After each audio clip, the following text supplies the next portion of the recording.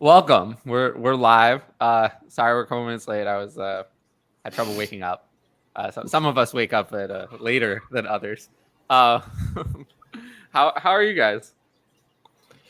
Not bad, not bad. Had a nice weekend at the beach in the Cape, and didn't get much sleep either. Kind of can relate to that. But we're back here. I'm ready to, mock and talk some football. Yeah, no, I literally feel like I'm still asleep. I had so much coffee this morning and it's not doing me any good. But that's okay. We will do well for people. So today we're going to do a Dynasty startup mock. There's a link that you can click on to join. I think we're actually doing pretty well. We have nine of the 12 spots filled, so that's good. And I think we'll jump to that maybe when we get to that, I think. And then when we get that filled, then we'll come back to other stuff. There are a few things I wanted to discuss at the top. First, as always, if you're here, like the video, leave a comment in the chat if it's live. After, if it's not, subscribe to the channel and hit the notifications bell. That all helps us get found on YouTube. And, it helps the algorithm and it helps all those things. So, really would be great, especially with the season coming up. It's going to be tough. The competition is much stronger. I'm not afraid of competition, but I'm not afraid. But, it is, the algorithm is maybe more important when there's more people doing content. So, I just appreciate that. And then what else? Do you guys have any announcements? Not particularly. No announcements? No announcements. Not today. Okay. Okay, so then I have a couple other things, and then we'll jump into the news as we wait. We have 2 spots left in the mock. 7 and 8 are left.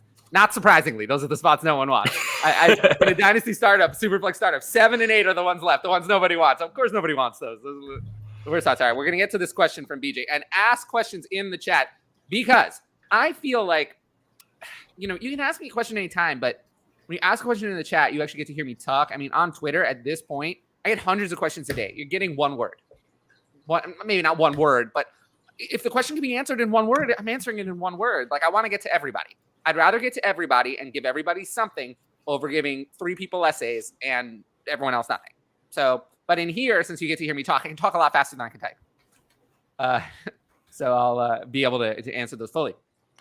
So don't waste the opportunity to ask me questions in the chat. I really don't mind. I love it.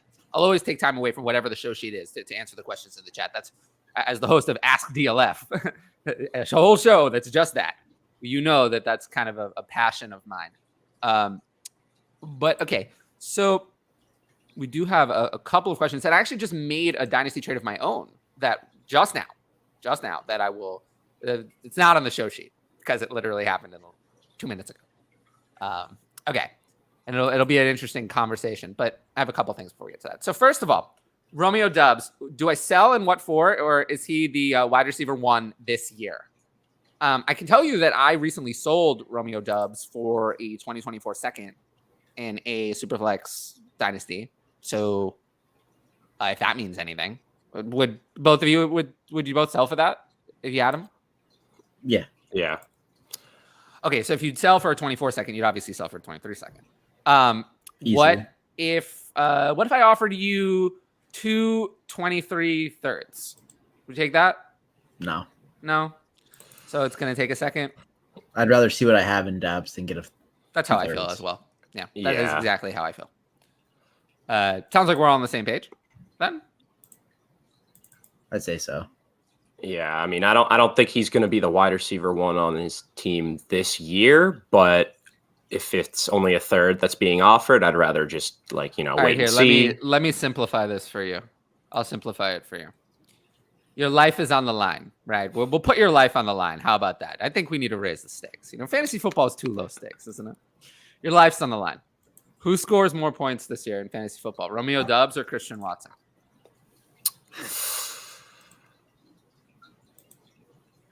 I'm dying because I'm getting it wrong.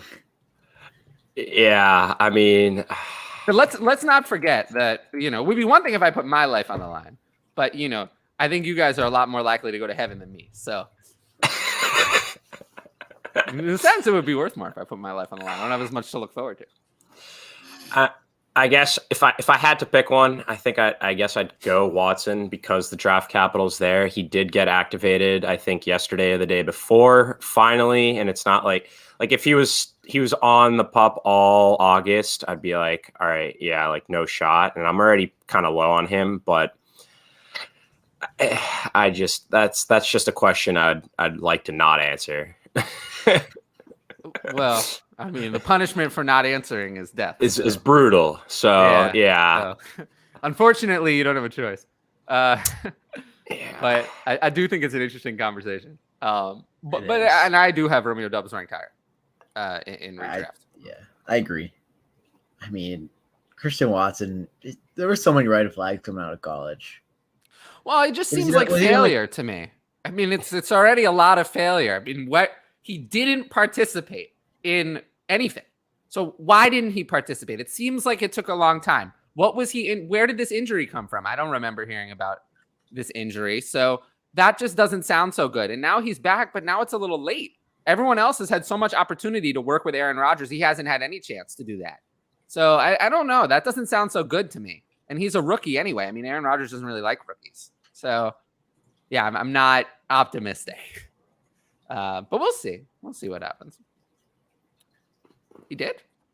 He looked here with the fourth team offense. He looked good. Yeah, when he came in for the fourth team offense. When he came in with the fourth team offense, he looked very good. Playing against the fourth string defense. That's when he looked good. Not making the team. He's not making the team. You don't have to worry about him. He is not making the team. He's going to be cut. So I'm very out on him as well. Absolutely. Yeah, he is. He's dead to me. He's dead to me. I think it's more likely that he begins the season on the Falcons than the Chiefs. I agree. Did you get that exactly Bleacher Report alert today with Isaiah Pacheco? Which one? Yeah. Pull it up. I'll pull it up. Hold on. Give me 1 second. There's so many good things about Isaiah Pacheco. Be careful with him, though. The hype is getting crazy. Oh, is it really? God. Pacheco. What? Isaiah Pacheco. This got posted in one of my Discords today. Yeah. That is insane. I mean, if they're just trying to do that for laughs, like that is hilarious. But like that's gonna mislead a lot of people. Isaiah Pacheco is a crappy prospect who is looking. He's crappy. I mean, he's a crappy prospect who went in the 7th round for a reason. Who wasn't on my radar before the draft because he sucked. And now, all this is saying is that everyone else on the team is awful. That's what it says. It doesn't say that Isaiah Pacheco is good. It just says that the other options are terrible. And we know that. I mean, we have years. How many years of failure? Let's think about that. Rojo, how many years of failure? We have many years, 4 years of failure. Clyde Edwards failure, 2 years of failure. And you want to talk about real failure. Let's go to real failure. How many years of failure can we assign to Jerick McKinnon? How many years? How many years of failure? It's the whole career. The whole career is failure. It's always been, what if, but he's been a big failure. So always, I don't want to hear about failure. There's more than a decade of failure on the Chiefs roster. This I said yesterday, and people didn't like it. They didn't want to hear it. But I said, if to win in fantasy football, you want to draft good players and avoid bad ones. That seems very easy, right? That seems very easy. That doesn't help you, right? That doesn't help you at all. But the second part was the helpful part. If you aren't sure, if you're not sure whether a player is good or bad, take the one you know less about. The one you know less. The one where you have less information. Not Alan Lazard. We know he's bad. I have 4 years of bad. I don't want to hear about Alan Lazard. He sucks. We know he sucks. What we want is someone when we're not sure. Isaiah Pacheco, yeah, his college profile is awful. Would he be the first player who had a bad college profile who succeeded in the NFL? Of course not. There are players like that happen all the time. See Terry McLaurin, Michael Thomas, for example. Those are two terrible, not terrible, but not good college prospects. Chris Carson, he was nothing. He ended up succeeding in the NFL. Arian Foster, I mean, you can go and go and go and go. Stephon Diggs. There's plenty of these. Antonio Brown. Plenty of these who didn't exactly have the best college profiles and then succeeded in the NFL. They happen at every position. They happen all the time. And it's, yeah. But I would say, and yes, he was. It is important to note that he was the second back in the game. Absolutely. We're going to go to that in a second. We're not going to go to the news, but we're going to go to my trade, and we'll do the news last. But we'll go to my trade, and we'll finish these comments, and then we'll go to that. Conan, you're not willing to die for the game. Ooh, I like this layout. If you're not willing to die for the game, you might have to go to that layout. That's what we'll have to do. Yeah. I mean, that's just a tough question there. It's do you want two guys that, are rookies? One hasn't played, one has played. I guess the argument should be kind of he's the guy that's been there and Rodgers has been actually talking a lot of good things about. But I just think it's like, they got the guy they clearly wanted in the second round. They're not going to rush him back. Let's review the Packers' track record. Yeah, no, I get that. No, let's talk about that. The Packers' track record of picking wide receivers. How has that been? I mean, I don't think not so good. I mean, no. It really hasn't been so good. And then this year, I really think that picking Christian Watson instead of George Pickens, that is going to be the mistake that we're going to hear about. That's going to be the mistake that it's going to cost them dearly, because Christian Watson just doesn't seem prepared to play in the NFL. I don't want to hear about it's taking a long time. That doesn't sound good. Whereas George Pickens, I think, is going to make a fantasy impact immediately. I think it's going to be immediately. I think that George Pickens could, I don't know, finish ahead of Chase Claypool in week one. Week one, I think it could be already. And then I don't know. I think they're going to regret that for a long time. I really do. They missed out on the combination of Randy Moss and Terrell Owens, right? I mean, that's what they did.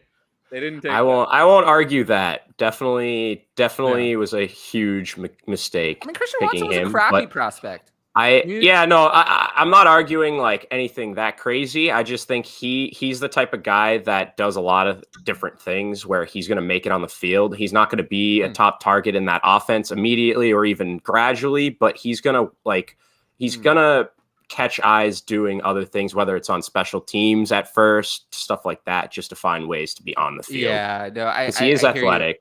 My favorite things that he's very good at. He's very good at actually a lot of things. He's good at not necessarily recording good statistics in college, despite playing against a lower level of competition. He's really good at dropping the ball. He's good at that one. He's very good at that one. That one, he excels in that area. So given that, and he's a raw prospect, he's not very experienced. So all of those reasons, he excels in those three areas. I think that's going to lead to NFL success. That's what I think. It's going to be very good. It's not good. It's not good. I'm ready to go. Yeah, no, we're going to go. A ranch of Kareem Hunt. Oh, God. Kareem Hunt has more talent in half of his body than any of these guys have in their whole body. Ooh. Amon-Ra or Olave straight up. I'll go with I'm very close. Oh, wow. I have Olave very high. Actually, I have Olave higher. I don't know if I like that. I think I'm going to change that actually right now. I'm going to go with Amon-Ra.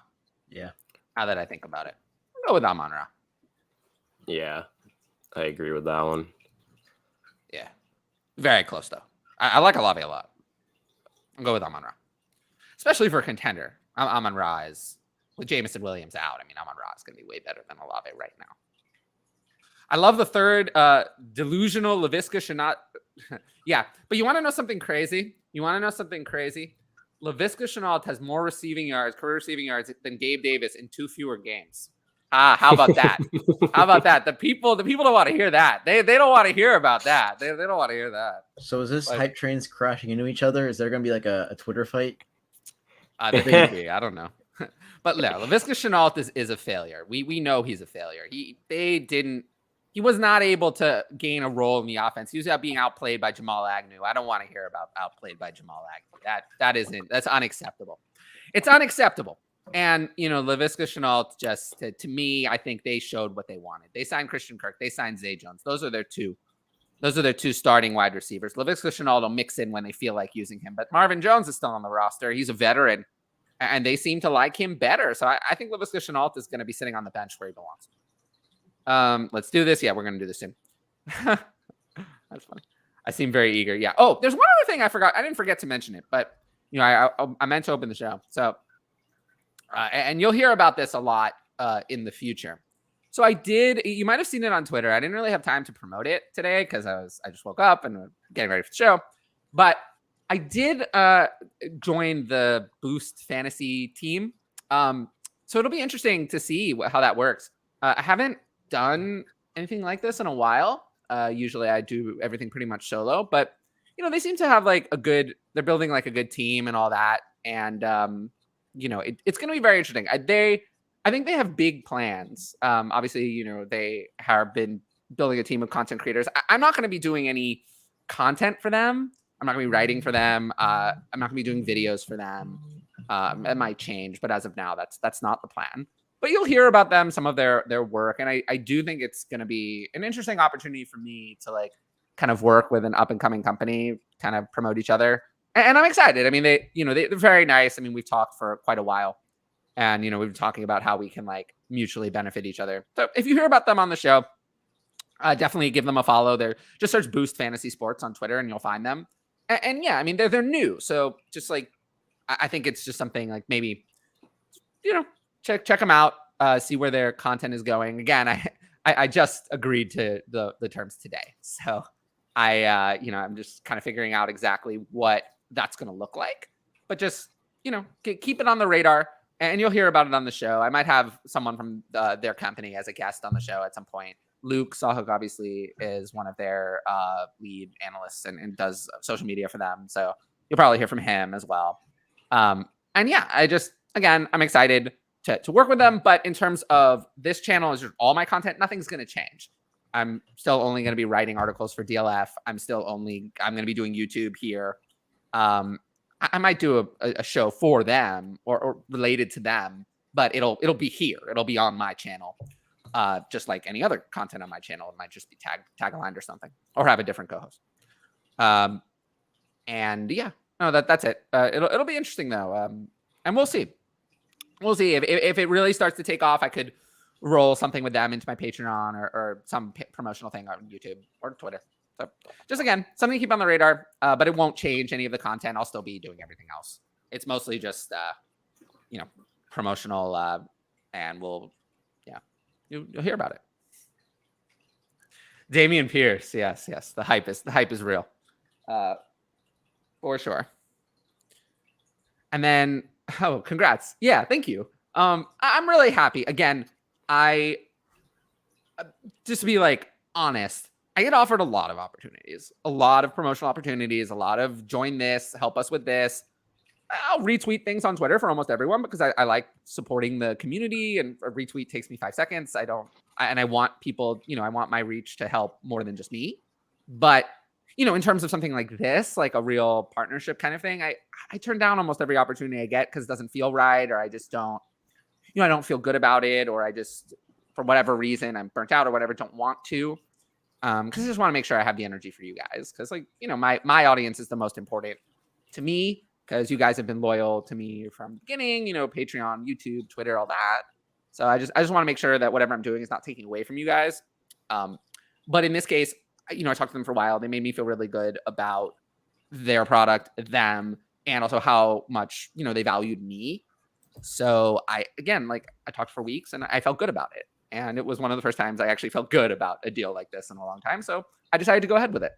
And it's not a super long-term deal. So, I'm hoping that this ends up being something that goes on for years. But, if it doesn't work out, it doesn't work out. But they really seem like great people. So I wanted to, give it a try.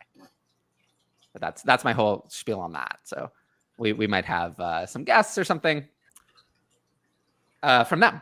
But I will, I think by next week, I'll have more information about what that is actually going to look like. I'm still a little up in the air about what the actual agreement is. So we'll have a firmer idea, and I'll share that on the show. And thanks. Yeah, no, it's good. It's good. This is the kind of thing. This is not gonna hurt me. This is only gonna help me. There's no downside to this. If it doesn't work out, it doesn't work out. I had my partnership with Underdog. That didn't really work out, but that didn't hurt or anything. So this is, I'm hoping that this one works out a little bit better. Right. All right. Let's go to my dynasty trade. So, speaking of George Pickens, this isn't about George Pickens, but I had Deontay Johnson, and I've been a little concerned about Deontay Johnson. I just don't really like the Steelers quarterback situation. There's a lot of weapons. So I traded him away, and I was sad. But I traded him away I thought this was a good time before the George Pickens hype went completely out of control. I traded him away for Elijah Moore and a 2024 second, which I know that seems kind of light, but I felt like this was the time to get rid of Deontay Johnson. What do you guys think? Too late. Yeah. Too late. Too late.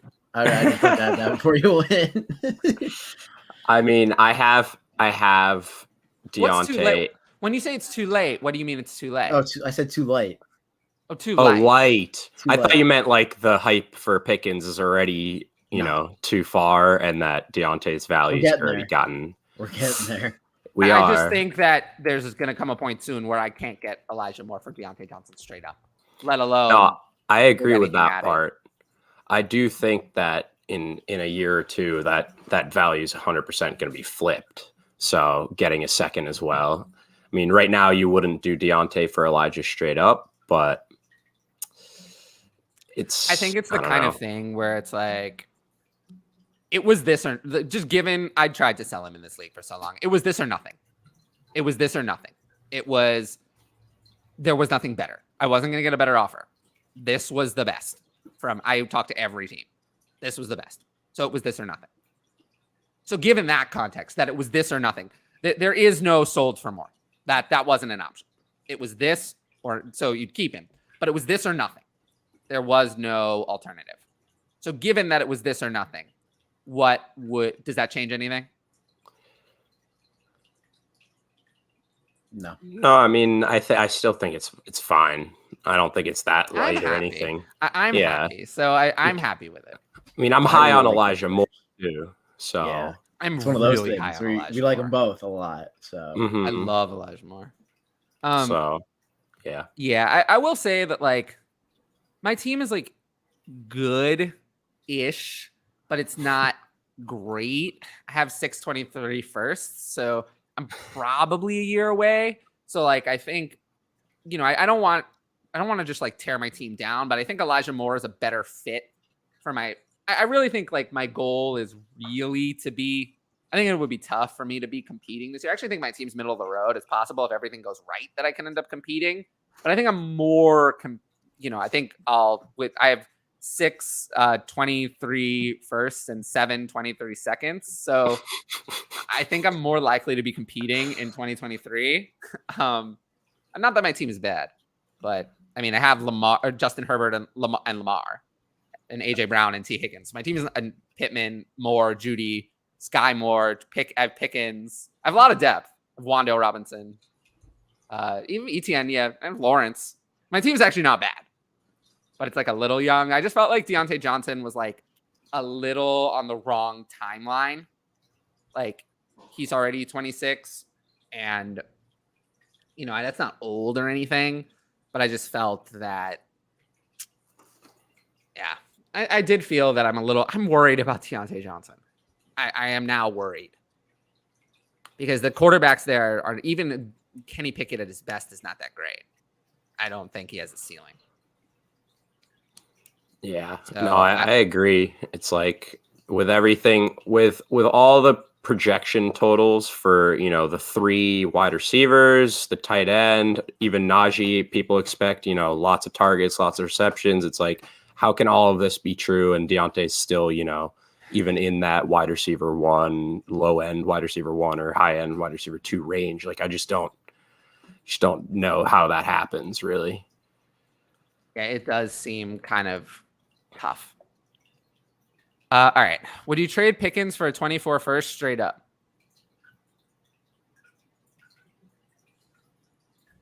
Oh, so trading away Pickens okay. Man, that's tough now. line. If it's a super flex, yeah, I still would. But yeah, I guess that's fair. It's tough. I don't want to. It's tough after seeing what you're seeing out of Pickens right now. It's In a 1 QB, I probably wouldn't. In a 1 QB, I'm not really targeting 24 first that much. But I mean, the preseason hype. He's not no Marquez Callaway. I think we know that. no, Alan Lazard is Marquez Callaway. Like, that's Marquez Callaway, a player that we know is bad, who suddenly has opportunity, but he has a track record of being bad. That's Marquez Callaway. That's Alan Lazard. Alan Lazard is Marquez Callaway. And it's so obvious, really. I mean, I don't think it's very difficult to tell. A rookie can't be Marquez Callaway. A rookie we don't know anything about. A rookie's never played in the NFL. So a rookie is not Marquez Callaway. I mean, there are occasionally rookies like this, but I don't know what the last good example of a rookie who got a lot of. I mean, Brian Edwards, Terrace Marshall. Those would be better comps. Those are the last two. That Brian Edwards got a lot of hype in 2020 and Terrace Marshall in 2021 and then ended up being nothing. So it's possible George Pickens could be that. But I also feel like George Pickens' hype is even more than Brian Edwards was. Because they still drafted Henry Ruggs. Whereas, like, you know, George Pickens got the same capital as Marshall. And I guess it's similar target competition, but I don't know. George Pickens just seems to have ascended so quickly. I could be wrong. I mean, yeah, he's someone I definitely could be wrong about, but it just now with Deontay Johnson, now it feels like there's a whole other problem. Like is Chase Claypool going to rebound? Now it's, is Chase Claypool going to rebound and score more touchdowns and take those away? Is George Pickens going to ascend into a superstar player? Like, there's just so many problems for Deontay Johnson that I'm moving Deontay Johnson down pretty quickly. I almost wanted Deontay Johnson to be traded, to be honest. I'm not sure the extension made me feel all that great. But anyway, I traded Deontay, Breece Hall, and Galladay for London, James Robinson, Etienne, and Claypool. Oh, that's not good. That one is bad. Yeah, sorry. It's not as bad. No, it's really bad. Nah, it's not as bad. No, this is really bad. This is really bad. I'd rather have Deontay over, over Etienne. I mean, I'd rather have Deontay over Etienne and Hall. I'd much rather have Hall over that pile of things. So, trading away Hall is a huge mistake. And you're gonna regret that. That's why. Why it's about Hall. Trading away Hall is not a good move. I would not have done that. I think Hall is going to be. If Hall were the RB2 in 2 months, I wouldn't be surprised. Behind Taylor only. It doesn't. I don't care. Trading away Hall is a bad move. Bad move. I would not do that. Yeah, but I really like Drake London, even though he got hurt in his first preseason game. And if it doesn't breaks matter. out, this looks all right. I mean, it just doesn't matter. It doesn't matter because I think that trading away Hall is going to. You're trading away. You cannot replace that. You cannot replace a stud unless you think Elijah Moore is going to be Chaser Jefferson, and he's not. Like, you cannot replace a Jonathan Taylor type asset. You can't replace that. I mean, you can if you get the 101 next year. You can, but that's a very big if. Yeah, there's no picks in this trade. And on top of that, like, there's just nothing on the right side that's going to me is going to be worth anywhere near Breece Hall. So ever. I think Breece Hall, I don't see Drake London as that type of player either. You're basically banking on ETN to become like Eckler. DeAndre Swift. Yeah. Or like exactly. So, and if that happens, it's like, okay, I see it. But like, that's a hard thing to kind of bank on to equalize that trade. Breece Hall, I think, is someone, and honestly, I think I'm too low on Breece Hall. I really think he should be higher in my rankings because I'm so confident. Breece Hall is a really, really excellent running back prospect. Is he, there are, he's just as good of a prospect. I mean, really, was he that different of a prospect than Jonathan Taylor? With draft capital included? Not really. Right? I mean, they're not in different tiers. I mean, in terms of great running back prospects coming out, I mean, Saquon Barkley was actually the best. But other than him, like, he's in the tier with the next group.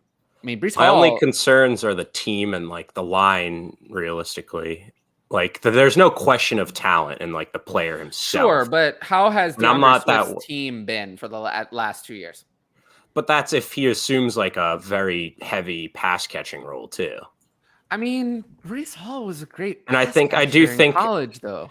I know, and I'm not saying Yeah. that. I do think I think he has a little bit more competition than some of these other backs. But I think for me, it really just comes down to like it's on the Jets and their line is supposed to be a lot better, but they've already had an injury to the line that should be kind of at least a slight downgrade. And so that's why I don't have, I'm not as high maybe as you or as For the record, but for the record, mhm. Brees Hall had more receptions, more yards, and more touchdowns in the passing game than DeAndre Swift in fewer games. For the record, 7 fewer games in college, more of all of those things. Okay. I mean, you saw what DeAndre Swift, he had more. But Georgia beat up on everybody, though. They didn't What? need to use him as a pass catcher. Georgia just absolutely crushed anyone that wasn't named Alabama. Sure, but that's not my fault. Like, That's not his fault either. I understand. I understand that, but you can't. At the end of the day, you have to go with what they did. I mean, at some point, like, there's a reason why I don't have Kenneth Walker ranked as if he is going to necessarily become a pass catcher. I think it's possible, but if he had actually done more in the passing game in college, I would have him ranked a lot higher. But I don't because he didn't do it. So you have to have risk there. Whereas Brees Hall, we know he can do it. We know he can do it. He did it. He was better. DeAndre Swift was considered one of the best receiving backs coming into the NFL in a long time, and Brees Hall was far better across the board. So I just don't have any doubts, really. I really have no doubts with Brees Hall. Yeah. He's that good. I mean, DeAndre Swift depth chart was also loaded for the early part of his career where Brees's wasn't. So Sure. But, that's you play where you play. Like, I understand that. But also, to be fair, Brees Hall didn't play in as good of an offense. He didn't play. he also didn't play in as good as there's many factors. He didn't play in as good of a conference either. So yeah, but if you don't play in as good of an offense, like, you might not get the same numbers. The passing numbers have to be there. So, it is what it is. But I have no concerns with Brees Hall. As I don't really think anyone does. Unless I'm wrong. I don't know. Maybe people do. Yeah. 24 class will be interesting. We'll see if it can live up to the 23 class. All right. We want to go to the mock draft? Yep. Let's Let's just start it right away. I agree. All right. Oh, Conan's already on the clock. Wow, look at that. Oh, yeah. It was rigged. You got the 101. I've been a big fan of just drafting at both turns, whether it's the 1 or 12 or 10 or whatever it is. So hopped in, still the 1. Went with the guy. Could not be. I mean, we will see. But yeah, it really has nothing to do with Deontay, and it's all about Hall. Is why I didn't like the trade. Okay, so I'm up at 105. If I were in a real draft, I'd probably try to trade down, I guess. But I don't hate this. And yeah, I took Kyler Murray over Lamar, like I've been doing the whole time. I mean, one has a contract, one doesn't. So. True, better weapons too. Would that change it if Lamar got an extension? No. I agree with the better weapons part, but no, the better weapons is the issue for me. Yeah.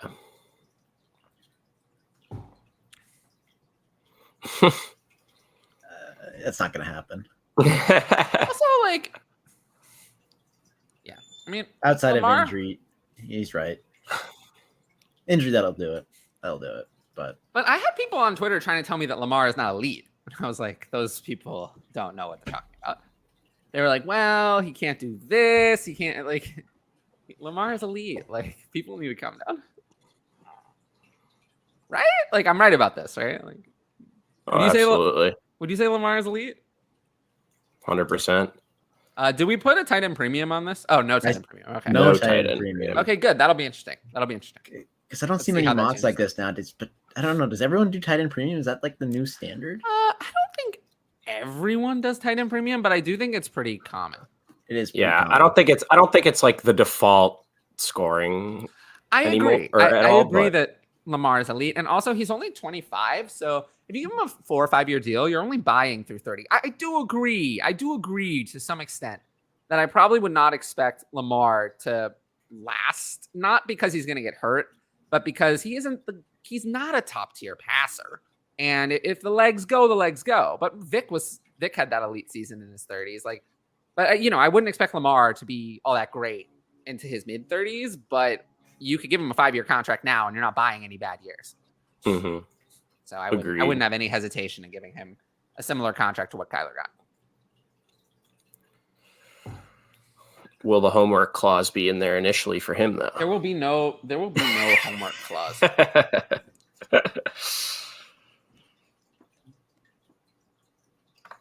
Hmm. Oh, also, I'm doing. Ryan, you saw my Patreon league.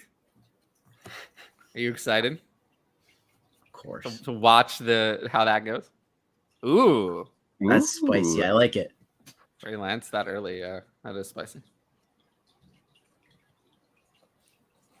So I mean, the board's going the way like it should. Obviously, Kyle Pitts would have snuck in here if there was a tight end premium, but there's not.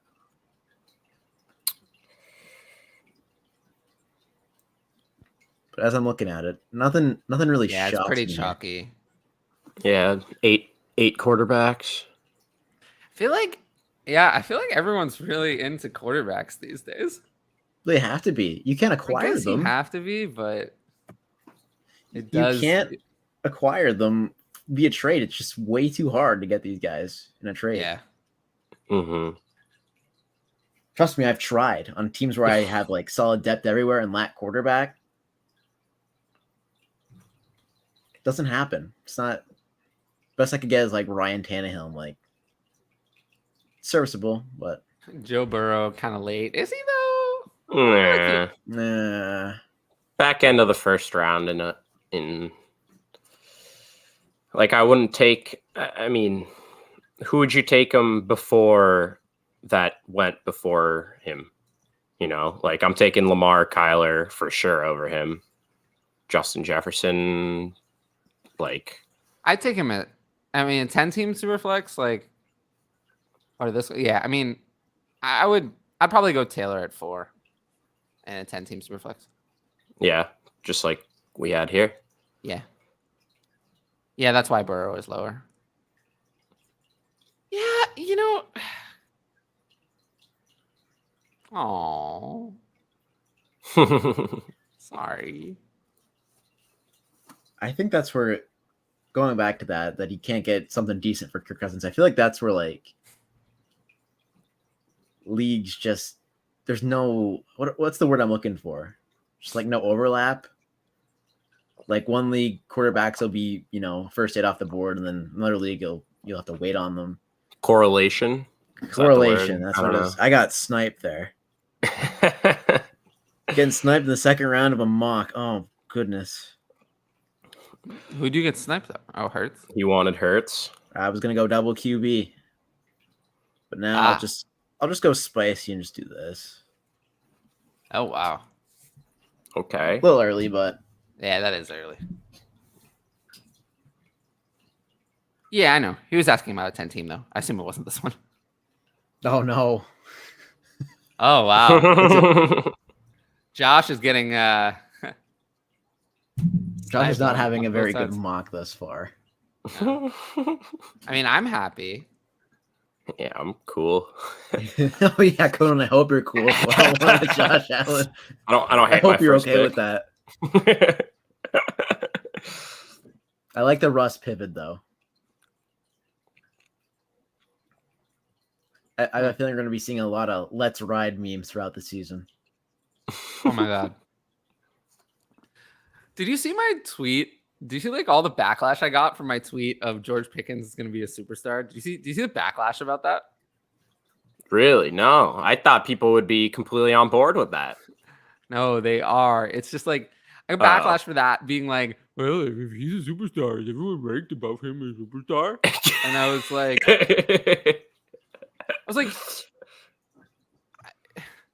I don't really give. I do, but like, I don't really give fantasy. My Twitter is mostly just a bunch of nonsense.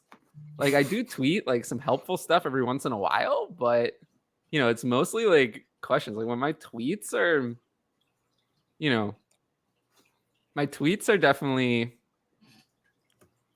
on the more fun side, like tweets like that anyway, or they're for engagement. But you know, to like tweet for,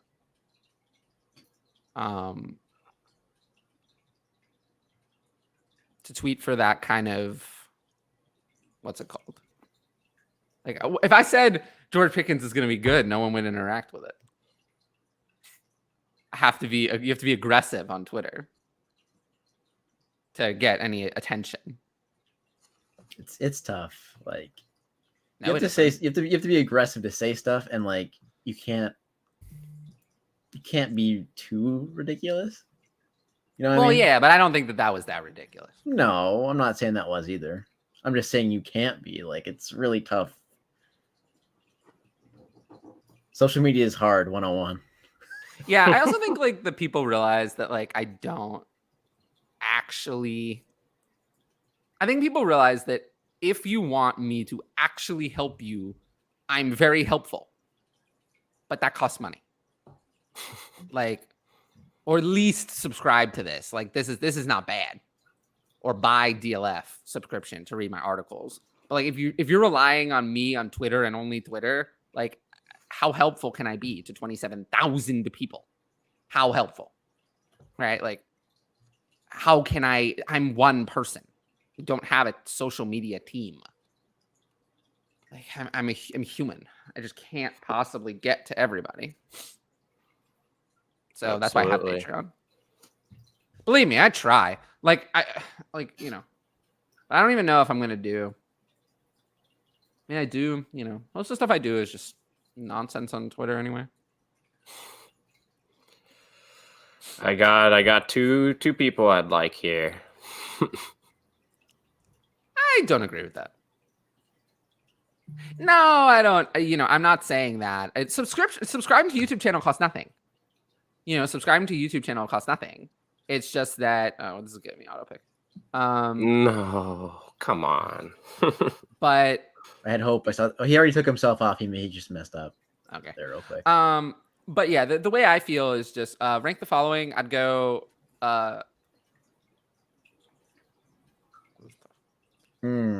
That's a good question. That's Lawrence, really good. Lance, Wilson, Watson, I guess.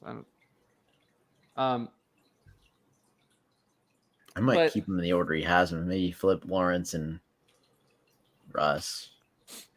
I just feel that, you know, I do my best. I mean, I've definitely been suffering from a lot of burnout as well. So just like, you know, getting to everything on Twitter is definitely not the top of my list. If I'm on the tired side, for sure. But I've been in a better place, more or less. Patreon's been a lot of fun. I've really enjoyed helping people with their, you know, questions in DMs in my Patreon Discord. I've really had a good time. Like it's been surprisingly, you know, I haven't been very stressed. It's been very enjoyable. And the Discord community has like blossomed way beyond me. Like there are whole conversations in there that I don't even get to. Like I get back to my Discord check-in. It's like I'm trying to pick Eckler and my sleeper just crashed. Can you pause the draft? I don't know if you can. Ryan, hold on. I could assign him. Yeah, if you want to just give me that, I just can't. No, can we undo that? Oh Technical difficulties. I clicked them and it was just doing a little buffering and then it crashed. I saw this as an old notification because I'd already seen that. Do I have to do it on my phone? You might have to. What's going on? Okay, there we go. Nice. I don't really like the Eckler value there anyway. Yeah, turn yourself off of auto. I don't know. I I can't get back in right now. my mock page is just not working. Yeah, I give the Eckler pick a C-. I just think he's going to age better than most running backs his age. Where he's already though, like he's already 27. Here we go. So even if he ages better, like I'm not confident. I'm a little worried about my actual rank of Eckler. I did redraft. I have him at 3, but I'm concerned about that. Might be too high. Oh, Waddle's gone. I was hoping for a Waddle. All right. Well, don't love how this ended up working out, but that's okay. Sometimes you just gotta prep for the worst case scenario in fantasy drafts. Honestly. Yeah. No, I'm fine with it.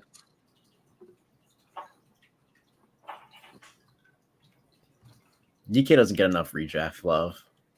This isn't redraft. I know, but he doesn't get enough redraft love. Yeah. This is where he should I will go. say, Dynasty. speaking of redraft, I'll just address this for 1 second, even though it's an old notification. I have changed my rankings as if Kamara's playing with the whole season. I did that a while ago, though. I think we talked about that a couple shows back. Yeah, no, I mean, everything keeps getting pushed back and back and back. It doesn't seem like he's getting any type of discipline. I do think there is a sword hanging over his head here. And if that video, whatever it is, ever comes out, I don't think he'll be playing in the NFL again. So in Dynasty, I'm just not willing to, I don't want to, he's not someone, I'd rather have someone I think doesn't have those kind of issues.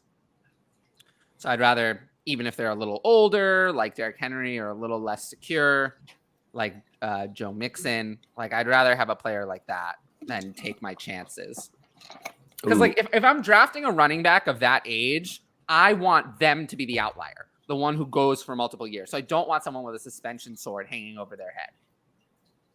So I'd rather have like Dalvin Cook or something.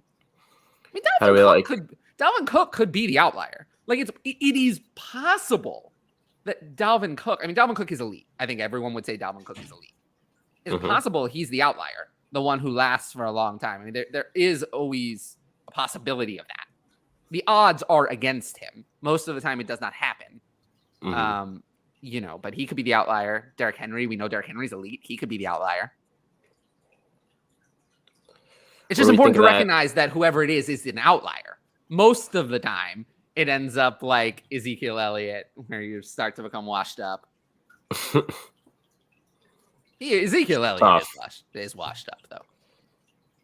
Yeah. I mean, he looked bad, man. Jerry Jones does not, or refuses to like go away from him though, so they're gonna pound him into the ground again this year.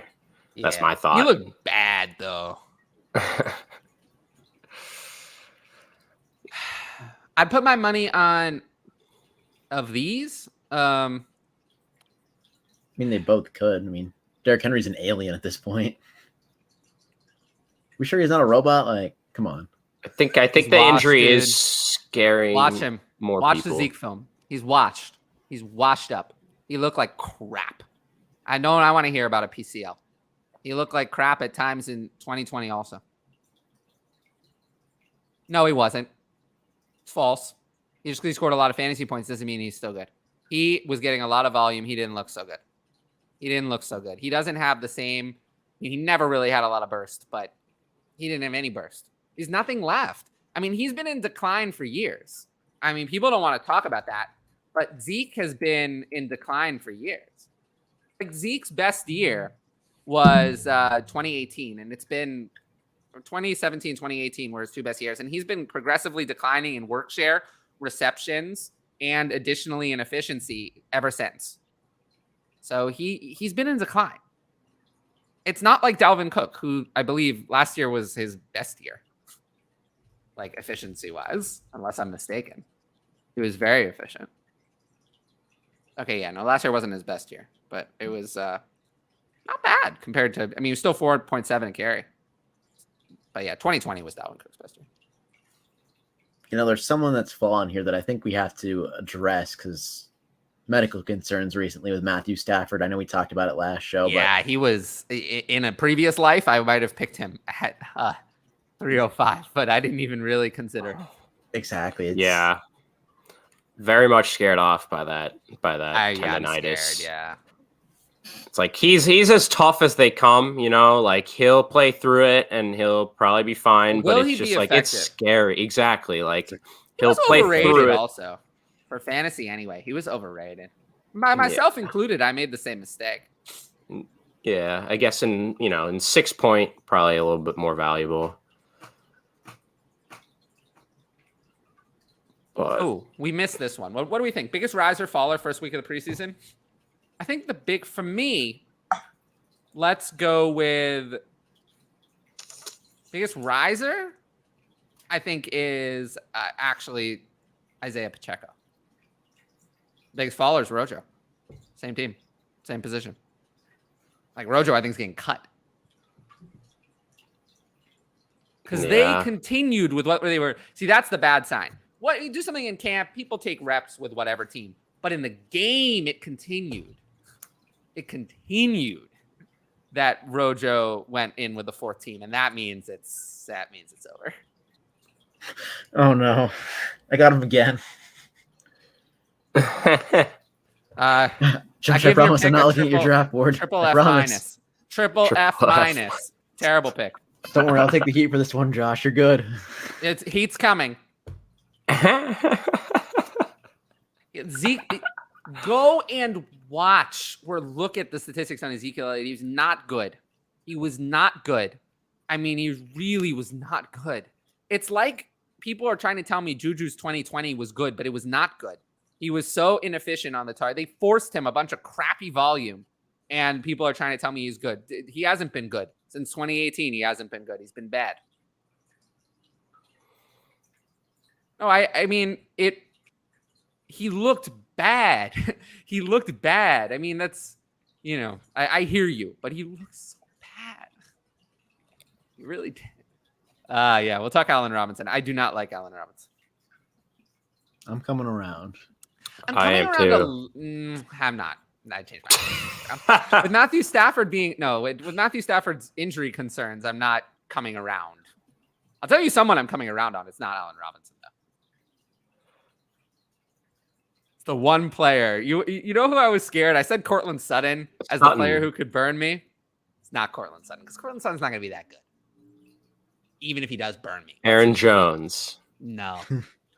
I'm just trying to think of all the guys Thomas. Oh, okay. Michael I didn't think you were that low on him, no? You know, it's funny. I talked a lot of shit about Michael Thomas, but my ranking of Michael Thomas was never that low. Yeah, because we went over it on our wide receiver ranks. That's true. Whenever we did rankings, I was always the highest of the three of us, not the lowest. So that's fair. I was always the highest. You're right about that. You guys were more out on him than me. Yeah, I was just listing guys that I kind of liked that I know you didn't like. I thought you would finally maybe come around on someone.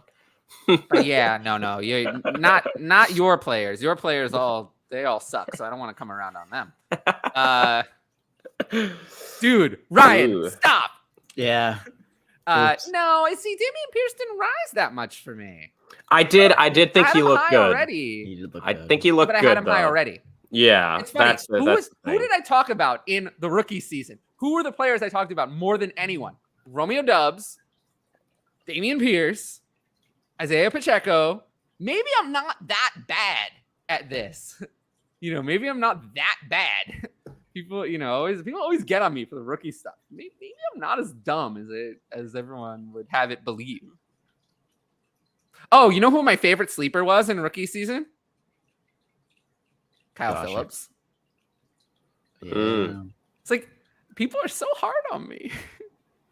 Oh, you know who I did think as a riser? I mean, obviously has gotten huge hype, but like you do like to see Isaiah McKenzie out there like full time as the first team slot guy, and I think he'll continue rising. He's been consistently rising in ADP for a month or something at this point, and I think he's just going to keep getting higher.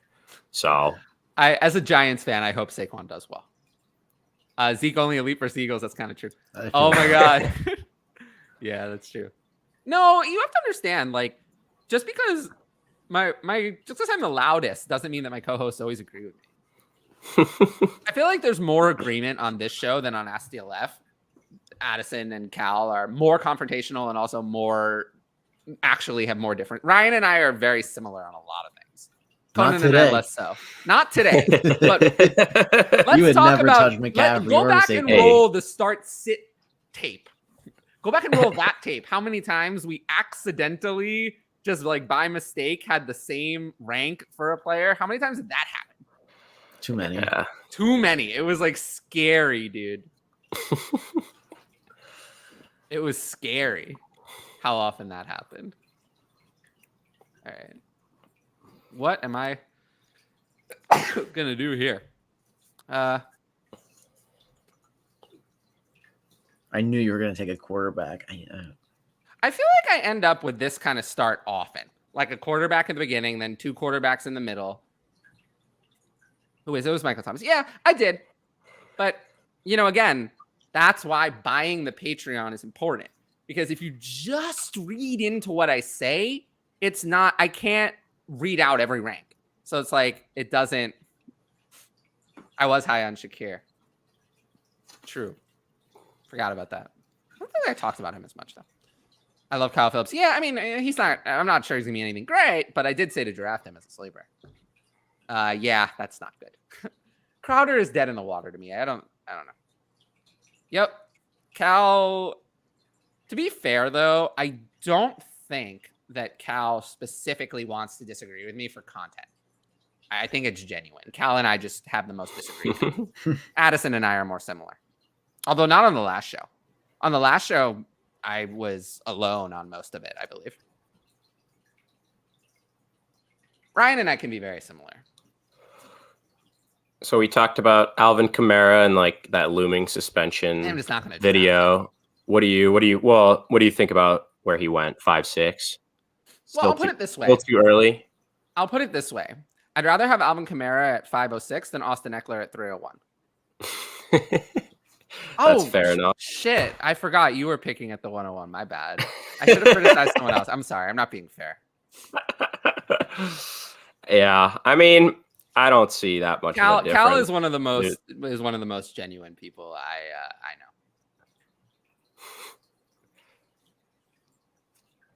know. Yeah. Yeah, no, but I also don't record with any. I mean, I don't think I record with anyone who just like makes stuff up.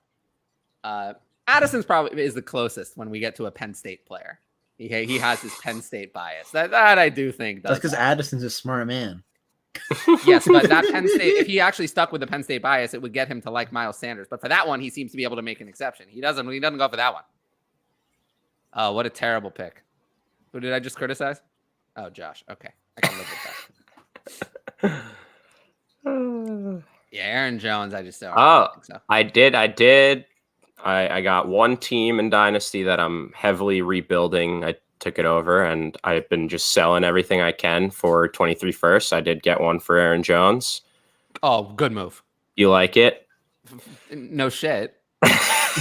Well, it's the funny part is I included Will Fuller as well, and then that's a bonus to get rid of Will Fuller. And then they dropped Will Fuller, so I was thinking about maybe I'll just pick him up, and I was like, I think I'll pick someone else up. Yeah, but I feel like I might take that shot depending on who else is available. It's like you never know. We do think that if he lands in the right spot, there's a chance he's not like that valuable, but he could have like, a spike week or two somewhere here or there. That's why we like him in best ball in the last round or two or something. Ryan, why do you go with Mike Evans? Because he's gonna score points. Is he? Yes. You know where I have Mike Evans ranked in redraft? Wide receiver 14. 17 or something. 16. I didn't think it'd cost me quarterbacks though, so like, ooh. Treylon Burks, still too high. Still too high. He was my other pick, so like I was gonna get too roasted high. either way. Yeah, it's too high. Now, are you reading into? Sell him immediately. Are you reading into the Treylon running with the third, fourth team offense so far? It's that not type of good. stuff. It's not. I agree. I don't think we want to overemphasize it. Yeah. Yeah, it's a Zero little stock. scary. I'm Zero debating stock. how Scary. I still think it's the kind of thing where like I'm not gonna panic, but I'm continuously moving him down. And like during this draft, I'm looking at where I had him ranked, and I'm not liking it. I don't think it's a fair comparison anymore, you know, where we were like, oh, it's last year's Jamar Chase drops is like him having That was some never a problem and fair not playing. comparison. It was, I mean, I saw it at first, but it's like, yeah, but Ryan. no. This guy's playing with the fourth team. I love Kirk Cousins at the 604. Oh, finally, there we go. Yeah. Love that QB value, but I compare it to Justin Jefferson. I know he's not the same level of player Justin Jefferson is, or he's not going to make the same impact. But Justin Jefferson was listed behind Olabisi Johnson, wasn't he? Yeah. His rookie year. I mean, he's one of those guys. Yeah, he could definitely like not be or come on later in the year, kind of like he did. You know, first 2-3 weeks, I don't think Jefferson was even Gibson, playing. I think that pick is lighting a pick on fire from the. It was an auto, there. so the auto. I think that's lighting a pick on fire. It is. I think it's like I think Gibson is dead in the water. So, yeah, my brand is suffering. All right, here, let me ask some Treylon Burks questions. So Treylon Burks or the players who went near him, Elijah Moore. Oh my gosh, you're asking like Elijah players. I'll go Treylon Burks. For me, it's Elijah Moore easily. It's Elijah I Moore. go easily. Elijah there. It's not even close. Oh, my turn. All right, wait. Who do you think I'm gonna pick?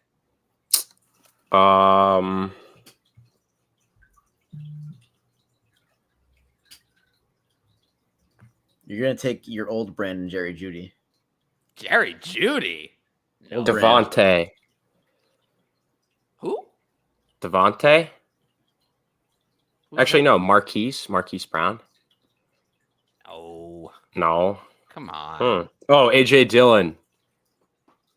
Oh, No. Ken Walker. Not Ken. Really? yes. I didn't think you were that high on him. I'm not. But this is a round and a half later than I would have had to take him in rookie season.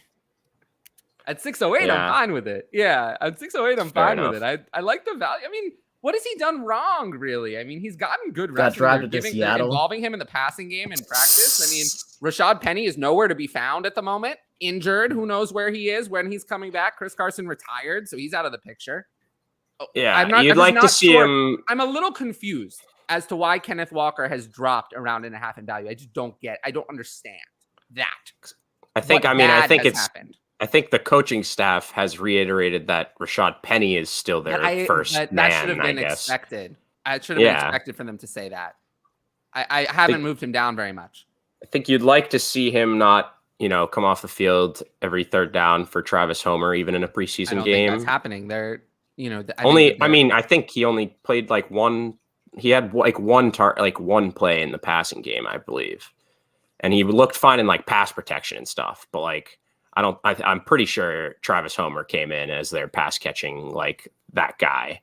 Which I'm just not concerned that when Rashad Penny is back, I think that Kenneth Walker is going to play that role instead. That's fair. Rashad Penny's never done anything. 4 years of nothing in the passing game in the NFL. Nothing at all. No arguing that one.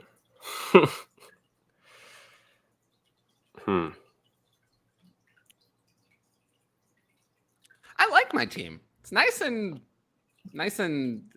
exciting. Oh, David Montgomery. That's a faller for me.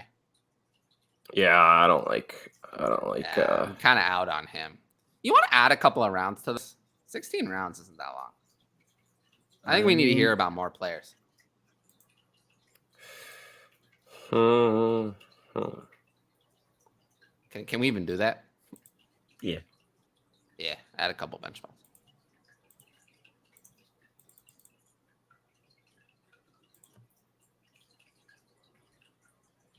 Go to 20 rounds.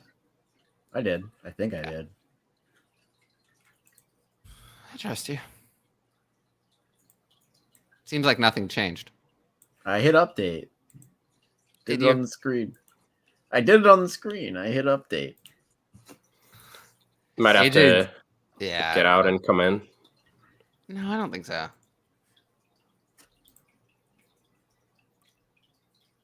I still see 16 on mine. Okay. There's 20 after you refresh it. Oh, all right. So Jacobs and Mitchell. Mitchell. Oh, we didn't talk about Mitchell. I don't like that he's gonna miss the entire preseason. I have a problem with that. Oh, turn the sound off. I have a problem with that personally. Yeah, you don't like to see that. I don't want to for hear sure. that. I don't want to hear about that. Oh yeah, it's got the extra rounds now. All right. Really? Gibson fumbling on the second preseason play of the game is the epitome. And then Brian Robinson coming in and looking vulturing great, a right? touchdown, and then Jonathan Williams also coming in to vulture a touchdown away from him, even in the second. I'm loving how my team is Holy coming moly. together here. Hollywood Brown at 705 is. Really I called it just a round early. Yeah, I know, but I got the running back who I needed. Yeah. Okay. So really, we would take Burks over Elijah Moore. I think that's a huge mistake. I don't understand why. Because Burks Burks is has not that a special upside. prospect and has looked bad. Elijah Moore was excellent during his rookie year and really flashed potential to have wide receiver 1 upside.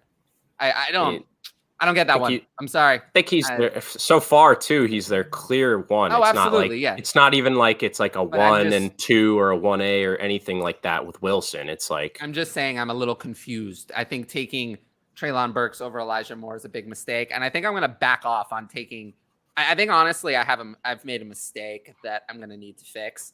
Of taking Garrett Wilson over Elijah Moore also might be a mistake. Like I think that Garrett Wilson just hasn't done anything. Yeah, I mean, I don't like what I've heard about Garrett Wilson.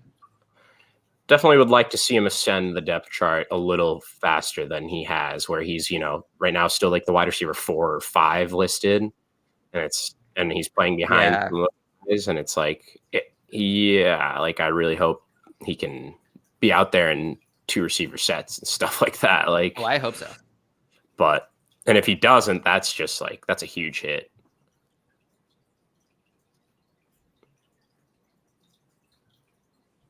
Yeah, just given what's been going on, I feel like at this point, Drake London should be the wide receiver 1 in this class. I agree. Although he suffered an injury. I've heard nothing. Exactly what it is.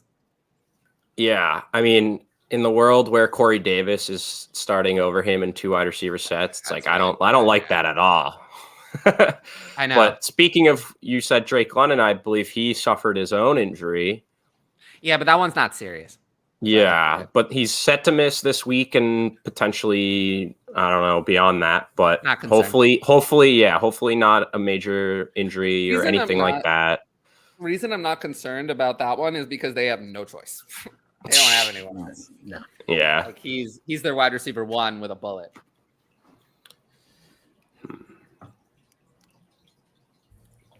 So they don't have a choice but to use him. They don't, but how good is that offense going to be? It's not going to be good, but we'll see how many targets he gets.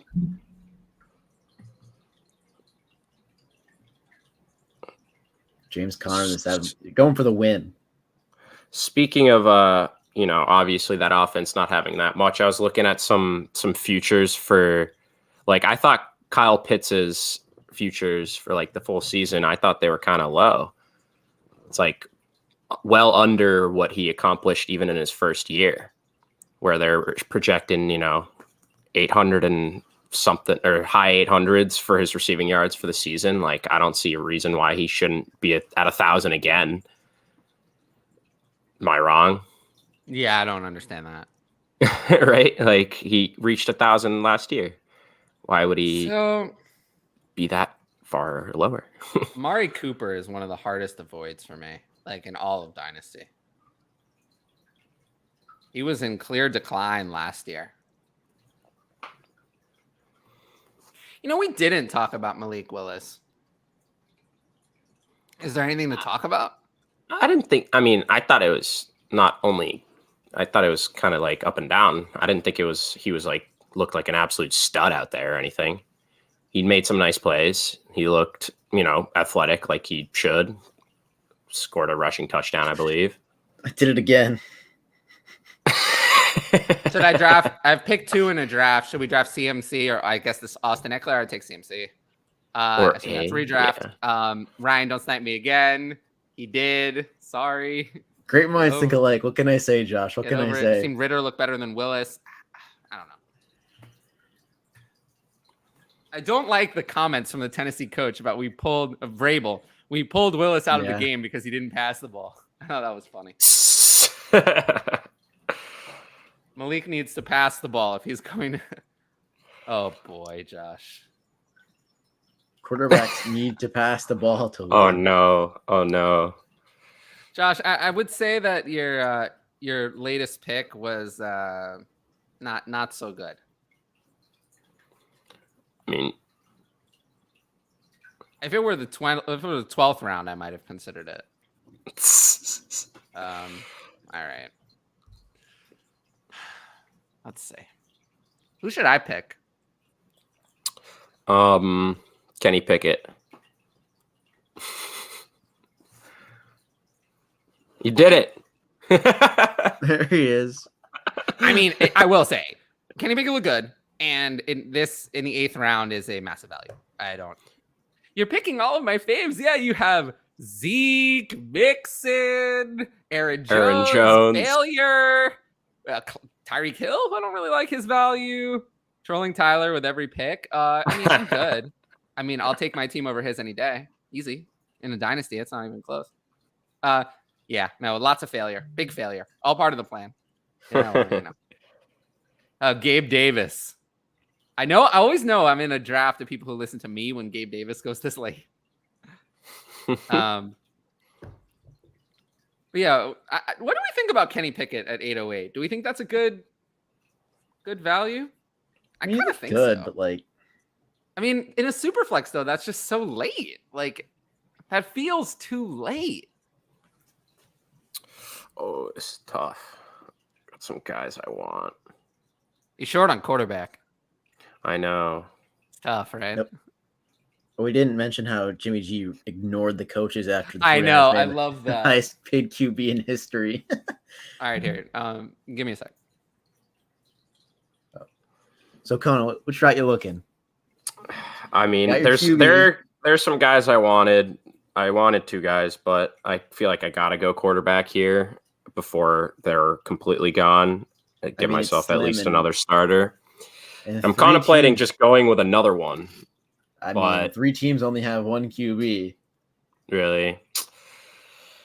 Yeah. But I want George Pickens, dude. Give me all of the hype. He is that dude. He just looks so good. And it's just like, yeah, I mean, I won't argue that. But you pick it at 110. I think that was right on value back in the day. And I think back in the day, that was like, 3 months ago? Yeah. But I'm good with it. I'm not expecting him to start this year even. I don't even know if he will. That kind of thing, it depends on how the team does too. It's like if they're contending whatsoever with a combination of Mitch or Mason, it's like they're just gonna stick him out. But I don't know, it's a little. He looked good. I will say he looked good in his time, but I don't know. It's preseason. It's preseason, exactly. He should look good. He definitely should look good. But George Pickens in the 9th, I feel like it feels like a value somehow now. Yeah. I mean, it's like really just like, I mean, we talked about some of the other guys that went, a few picks before him earlier, where I'm fine with taking him right around there. It's like I would pick him over Christian Watson at this point for sure.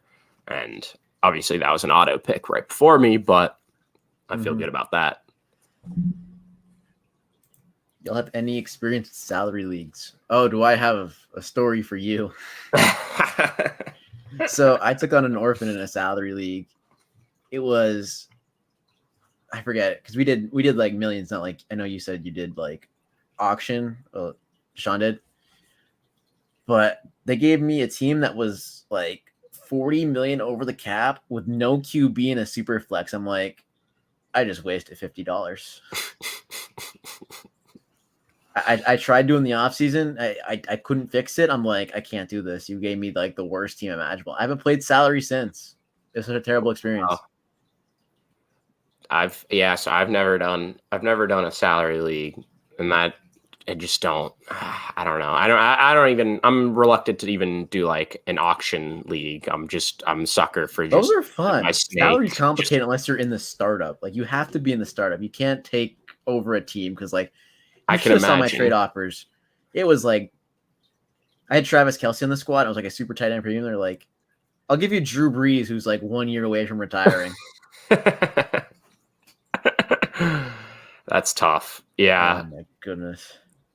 I will say I'll definitely. I feel like that's one of those things. I'm not just like getting an orphan team and like trying to immerse myself. Like I need to be there from the start and see how it goes down, see how it works, and like really get going there from the beginning. Did you guys not read the private chat? Oh, you said deposit? Oops. Oops. I don't read the private chat. I'm very bad. I have the other ones up. Salary sounds like too much work. That's what I've kind of felt, but I do feel like I gotta like do that. Try like at least get my feet wet. I found that I really like bankroll. Bankroll. So it's like an auction league, but your picks are assigned money values, and the money carries over from year to year. So you could save it if you want to. Like you could be like, hey, I got my money for the 2022 draft class, but I don't really like it. I really like 2023. I'll wait and spend the money then. So you could like, it's really diverse in how you could like construct your team and whatnot. I know MFL kind of did away with it though. Interesting. We know how we feel about MFL around these parts, but not good. Not good is how we feel about them. Nah. Yeah. Not good. I mean, I've to this day never. I think that they're a great it. fantasy platform for 1997. You know, I don't really want to piss off. That was a great year. I don't really want to piss off. Well, yeah, I mean, what was it? The year you were born or something? I don't want to piss off the people at MFL, but I've had the same requests for years. Join the 21st century, please. Like some of the things about your platform are unusable. Like it shouldn't be this hard. It should be more self-explanatory. And like, I really don't think that the changes are that difficult to appeal to a wider audience. You don't have to change the whole website. You just have to have a functional mobile app and reorganize a little bit of the layout. I'm not asking for major changes. I'm just asking for a few cosmetic changes. But, you know, they don't respond to customer feedback. And that's why I would rather go with Sleeper 10 times out of 10. We're not roasting them to roast them. We're roasting them because I'm begging them. I'm begging them. There's no other platform that has the features that they do. None. No other platform has the customization that they do. I'm begging them. Just listen to any customer feedback at all. I'm begging. But they've never listened. They've never listened to a damn thing I've ever said. And now, you know, they're going to go down for it. And we know that. Sleeper puts in 3 or 4 more customization options, you know, does a little bit more, and MFL's done. MFL's not worth the extra money, let alone based on the same cost. So I really don't like. It's not that I hate so I know there's a workaround for like, Debbie here, but it's just so frustrating that they don't address customer feedback. Like Sleeper talked about adding Debbie too, didn't they? I think there's some plans. But I mean, I feel like at this point, there's some other like newer places that are starting that have basically all the customization. You know, some of these other analysts. So what happened? So promoting. I ended up. What did it end up? I don't know Dalton Schultz, so I don't want. Okay, that's fine. In the 9th, it's not that bad. It's not who I would have picked. You picked Goddard over him, but. Yeah, I definitely would have picked Goddard over him, but I don't know if I would have picked Schultz. I probably wouldn't have picked Schultz at all. I probably wouldn't have picked the tight end at all. But don't pick my guy. You picked Pickens, who I wanted. That's exactly. I knew you were gonna pick him now. That's another guy I was definitely wanted to talk about. It's just look good. I mean, playing over Curtis Samuel. I guess that's not like, too much, but You did get a big contract. It's still good. It's you like to see it. yeah. So like, there's been some interesting picks in the last couple of rounds. I will say, I was really hoping Pickens would drop back to me, but I guess not. Yeah, I mean, I was gonna go Pickens, Dotson there, and then you're like, you don't have a quarterback, and I was like, oh yeah, you're right. Yeah, I was trying to get you to take 2 quarterbacks so Pickens would drop to me. I contemplated for just a second, and then I was like, no, I'd much rather have Pickens than Tannehill. Yeah. I'm sorry. Yeah, I get it. Let's see. I'm kind of annoyed that I got Dalton Schultz, but maybe also I've also considered that sometimes I like take the value thing too far. I mean, I wish I'd had Goddard. Obviously, I would have picked Goddard if I didn't. I gotta get better at reading the private chat. It's like a You little gotta get bubble. you got to get better at reading the private chat. The private chat is important. The private chat often has important things. Let's see. Yeah, it does. I'm very much like, I've noticed like these days, like Ask DLF used to be 4 hours. I remember These those days, I'm lucky if I have like a good hour in me. Like I just have been running on fumes. Any advice for a redraft Superflex auction? I mean, I've never played one, so I don't have any personal advice from my personal experience, but I don't really have any experience with salary league. I don't know. An auction. Oh, I don't really do auctions. I don't really do auctions because I just don't enjoy them. I actually completely agree with that. Yeah. I just don't like them. I've tried also, so many times. Also, if the people should know that, and people who play IDP should listen to this too. You know what's not going to get me to play your format? You know what's not going to get me to do it? Telling me that the only real fantasy is auctions. The only real fantasy is IDP. You want to know? Well, you know what that's going to make me say? It's going to make me say, fuck you, and I'm going to play the formats that I want. Like, play the formats that you're happy with. Like, I don't want to hear the only real format is this or the only real format is that. I mean, do whatever you want. People enjoy 2 tight end leagues. They're stupid. But, like, if you enjoy that and that's the format you want to play, go for it. Like, I don't care. If you can find 11 other managers who want to play with you or whatever number, go for it. Hey, just because I don't enjoy it doesn't mean... are the only real fantasy leagues. Just because I don't enjoy it doesn't mean... You know what I mean? Like, just because I don't enjoy it doesn't mean that it's bad. I agree completely. What? Never thought I'd see the day. The auction format. How the mighty have fallen. You ever thought I'd see the day that DeAndre Hopkins would go in the 11th round? 11th round. I never thought that would happen. Never. I mean, this is my ideal redraft format. Is full PPR. Yeah, I feel like PPR is the new standard. I think we've talked about that. I feel like everyone knows that. Yeah. I just feel. I don't know. I just feel like people, the IDP and auction communities are so unwelcoming. Sorry if that's a shot, but like, I have not been treated well by people in those communities. I didn't know there was an auction community, to be quite honest with you. It's just that I hear too much. It's like, this is the best. I mean, that's your opinion, your opinion. It's not going to make me want to play it more. Your opinion. I'd say to that, don't be afraid to dabble if you're looking for something new. Oh, please try it out. I mean, try stuff out. There's everything. There's Harry Potter leagues. There's Avenger leagues. There's everything. Like, it's nuts. I will say I have zero interest in trying IDP. I've been in a couple of leagues where there's like 1 IDP player, 2 IDP, whatever. Zero interest. I'm just not interested. I'm just not. I don't care about a different player pool. My salary league that I was talking about was also IDP, so it ruined 2 formats for me in one go. Salary, I just don't have time. I just don't have time as a content. Now that I'm creating content, I just don't have time to focus on a salary league. Like, if I wanted to do something like that, I would want to be all in, and I just don't have time to do that. So, like, Yeah, but I could see myself enjoying it. IDP, I cannot see myself enjoying that. I just don't care for it. Yeah, I'm in like one league, I think, with IDP players, and it's a couple. I think it's 3 IDP players, and that's it. Nothing.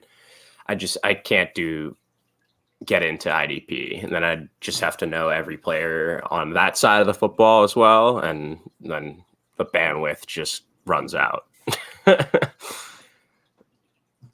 Yeah, it's just like, again, it's a whole extra player pool, and I'm not really interested in exploring a whole extra player pool. That's the thing. Also, Josh is really sad about how much you're sniping him. Dude, that person has 6 straight rookies. The one that goes right after you, Ryan. That's some crazy stuff right there. Hey, 4 straight running back rookies, 2 wide receivers before that. I don't hate it. I mean, one of them's got to be decent, right? Yeah. Wow. Look at how far Chase Claypool. Look at how far Chase Claypool has gone down. Well, yeah, when you announce your replacement, like, yeah, it's gonna happen. I still can't believe they did that to the man. I bring that up every like once a week at this point. What? Especially with the Pickens hype. Wait, what? Chase Claypool announcing a George Pickens pick. Oh yeah, they had him at the draft. Yeah. I don't really like the Michael Carter selection. I just think Michael Carter is just done. This is why, like, I think he's also, I'm really sad I was away from the screen when you picked George Pickens, because we would have gotten an audible fuck from me. Okay, be honest. Do you think uncensored Tyler is better, or do we think that censored Tyler on AskDLF is better? I think uncensored Tyler is better. I think uncensored Tyler is better. I think that really is more me. Like, this is more me. Whereas, like, when we kind of turn me down a little bit to like fit the audience, like, I'm still good, but I think that it's not as from the heart, Well, I think that's part of the reason people like you and value your advice and your insight is because you are just you, unapologetically and just fully just you, and you'll say what you're thinking. You'll shit on my pick or tell Ryan he's wrong or whatever it is. It's like, often, but like, that's how you're feeling. And that's what people want to hear. They don't want to hear us agreeing all the time. They don't want, oh, what a good pick. Like that's not what they want. Damn podcasts where it's just like, yeah, I could see why you feel that way. Yeah, I totally agree. I don't want to like criticize what you said. It's like, fuck that. I mean, like you got to be able to, it's not personal. It's not like, hey, you guys know I love you. Like, it's not. Yeah. Look, I love doing AskDLF. I love it. I have worried to some degree that I'm getting stale on there. I don't think that it's that. I don't think I've been bad, but I have been a little bit concerned that I haven't been at my best, and I'm trying to come up with ways that I can get the spark that I feel like I have on this show there, because I haven't feel like I've delivered on that enough. Because I used to. When I started SDLF, I used to more. But lately, I haven't felt, quite as strong. I think I got to update my ranks, because my ranks say one thing, and I'm going to do a different thing. I mean, I think we still haven't really like taken a sit down and adjusted with some of the recent news. But that's what you got to do. That's what you got to do. That's how it works. When you do a mock draft and you have, we talked about this the last time. No, we talked about this the last time though. When you do a mock draft, you're doing a draft and you look and the ranks say this, but I'm like, I don't want to do that. I want to do something else. I want to make a different choice. That means it's time to update the ranks, right? If I'm not going to stick to the ranks that I made, that's fine. You are allowed to change your mind. There's nothing wrong with changing your mind, but then change the ranks. Change the ranks. Don't go with ranks that are not what you would actually do, because that's being dishonest with the people. That's being dishonest if you're not actually going to go with your ranks. So if you don't go with the ranks, then your ranks should change. It's very simple, but people don't do that. They don't do that. We know what people do. They say one thing, they say this, and this, and then when you see them in a high stakes league, they don't actually follow their own advice. They don't do it. They just do one thing for clicks and then another thing. That's why I'm always very vague with things like that on Twitter. I say, oh yeah, George Pickens is going to be great. that's great. I mean, but that doesn't tell you where I have him ranked. So, I have the rankings, and we can see where I have him ranked, where I would pick him. Oh, Romeo Dubs. I gotta say, it's a little high for me, but I'm not out on it. Take the shot. I don't hate it. At this point, at the 13th, I'm okay, or the 12th. 12, 11, it's a little early for me. There were a few players I would have preferred. Better prospects, more proven track record. There were a few players out there I would have gone with over him, but not bad. I like whatever version lets others finish their points. That's unfortunately no version. Sorry. No version of me really. It's it is what it is. I mean, I try to be good about that, but you're probably, if you want someone who doesn't interrupt the co-host ever, probably want to watch a different show. To be honest, that's not going to change. And on SDLF, Cal and Addison interrupt me. Maybe not on this show as much. I don't get interrupted on this show very often, but on SDLF they do interrupt me, and I'm fine with that. I think it's good. I mean, it's sometimes people are talking and it's not, there's a lot being said. But anyway, so I prefer unfiltered Tyler, be you, and let the profanity fly. Yeah, I don't think I can on SDLF though. I don't think I can. I don't think they would approve of that. As much as maybe I would want to. I think it's like, I don't think Cal or Addison wants the show to be that way either. And I respect that. This is my show, so it'll be however I want it to be. Plus, in this show, it feels like we can have more of a conversation. SDLF has more watchers, but that also means answers are delayed by 30 minutes to an hour. Yeah, well, that's a lot of my fault. Is that we have a lot of debate, we have a lot of discussion, and I'm the one who often lengthens it. So, yeah, that's my fault that we get behind, and I own that. And I do recognize that can be frustrating to ask a question and then have to wait an hour for the answer. I understand that is frustrating, and I understand that. Don't sugarcoat it. That's why I'm here. Yeah, no, don't worry. Don't worry. I don't plan on it. I was, I was talking with Boost about some of things in our agreement. I was very clear that know what you're getting. You watch my show, go watch it. This is what it is. If you're fine with that being essentially a spokesperson for you, that person, I'm down to do that. But if you're not comfortable with that, that's okay. But I was just I was very open with them and what they're getting. I do think Jimmy Garoppolo is going to start. I think that's the value at 13.05. But yeah, I don't plan on sugarcoating anything. Let's ride Alberto. We're gonna hear it all year. Yeah, probably. I mean, I feel like it's going to be one of those things where anytime a team beats the Broncos, really they're going to be let's really ride. Frank picked Alec Pierce in that round. I really liked that pick. I mean, I was probably going to go with Pierce. What musical festival was that at? The AB dance that George Pickens just did when he scored? I don't know. It's gonna be the new Broncos country. Yeah, I do kind of agree with this. I mean, I've gotten this criticism over the years that I constantly talk over people, constantly interrupt, but I do think that a lot of the reason people come back to the show is for the Tyler rants, and on the SDLF.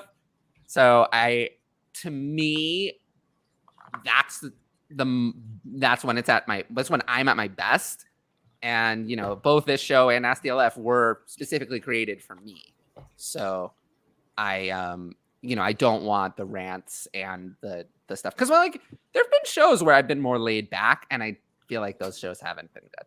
I feel like I tried doing that, a couple months ago. I tried being, a little more laid back, and I don't feel like that was good. I feel like that content was really bad. I feel like I just seemed low energy and flat.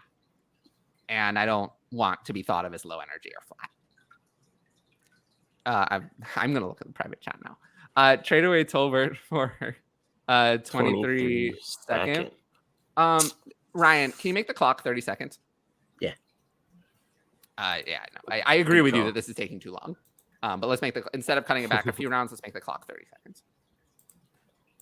seconds. Tolbert for a 23 second. What do we think? I'd do it instantly. I would as well. Yeah. Well, one QB, it's not Hey. unreasonable. Turn the sound off. I Oh, think every I time. Every time I brought up refresh the page. Noah Brown last time, and you said don't worry, but Yeah, he rested with the starters. I thought that was pretty. You know, it's you don't say, hey, you're gonna rest this game. We want to use you in the season. Yeah, but for Tolbert no is reason. Tolbert is listed as one of the starters as well. Yeah, I mean, I just think I think Tolbert is there too, right now.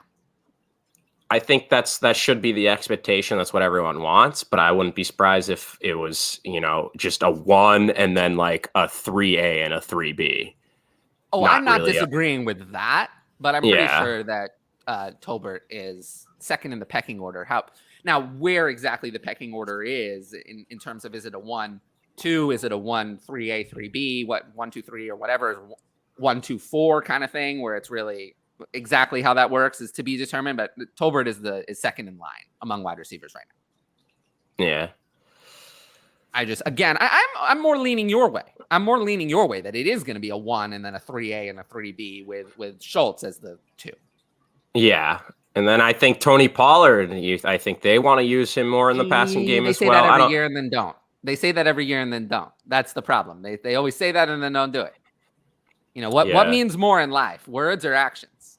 But now it's like, but I feel like this year more than other years in the past, they actually could use someone that's that explosive in the passing game. Whereas, you know, in the years past, they had at least 1 or 2, like 2 or more guys that they can really rely on as wide receiver weapons. So now it's like, you know, Gallup's still hurt.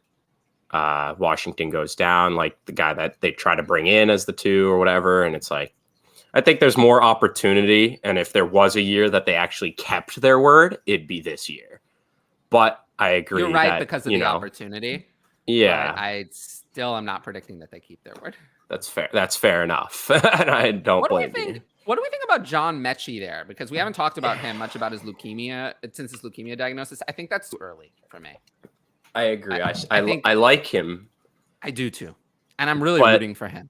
Looking at some of the other names still there that are still going to be able to help you this year and beyond, I just think that I'd rather wait, you know, maybe another round or 2 before I take him. But I still do want to get him later if I can, especially in somewhere you can kind of stick him on the IR just for the whole year and you have extra IR spots. But, you know, we're looking at some of the other guys that may have value, like a good amount of value this year and then some value beyond this year. So what do we think about this? I'm cool with it. You're taking away so many points, potential points from other teams, even in a non-premium. That's fair. Unless you get like a fantastic return for one of those guys, just hold. You should, though. You should be able to get a fantastic return. 12.8 ADP for Pierce and redraft. What do you have him at now? You know, I still don't have him that high. I mean, I have Pierce at running back 36 now. He's probably going to be priced out, though, for me. He's getting there. I did a best ball draft today. Oh, JJ Whiteside trade. Whoa. Wow. Also, you're about to time out. Julock. Oh, no. All right, that's fine. Oh, man. Did you get who you wanted? I was going to take Madison either way, yeah. I was trying to figure out who else. Lock. Yeah. Oh, yeah. Lock to me is a waste of time. I like Kyle Phillips, by the way, for the record, but not that much. Yeah, not before. Not that much, yeah. Before, you know. There's a lot of players. Some of the other guys. There's a long list of players I would have taken. Like, do I get a JJ Whiteside rant or? What do you mean? I mean, he has the chance to be the tight end 3 on that team now. Yeah, he's a tight end now. I forgot about that. He just got traded to the Seahawks. I still can't believe Howie Roseman took him over DK. It keeps me up at night sometimes. I kind of like Irv Smith there. In the 15th? Yeah, absolutely. Yeah, even in a non-tight end premium, I kind of like Irv Smith there. Oh, Rojo is buried to me. I wouldn't draft him. No thanks. Honestly, I still think I'm too high on him. I have him at Yeah, no, I'm still too high. I'd rather have like any of the next 10 names in ADP on here in running backs.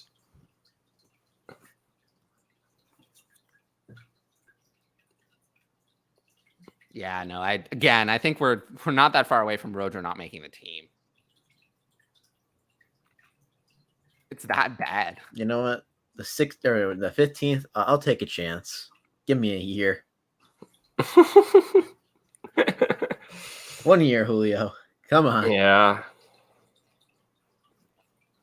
Oh, yeah. I still can't believe we got something in return for JJ Arcega-Whiteside.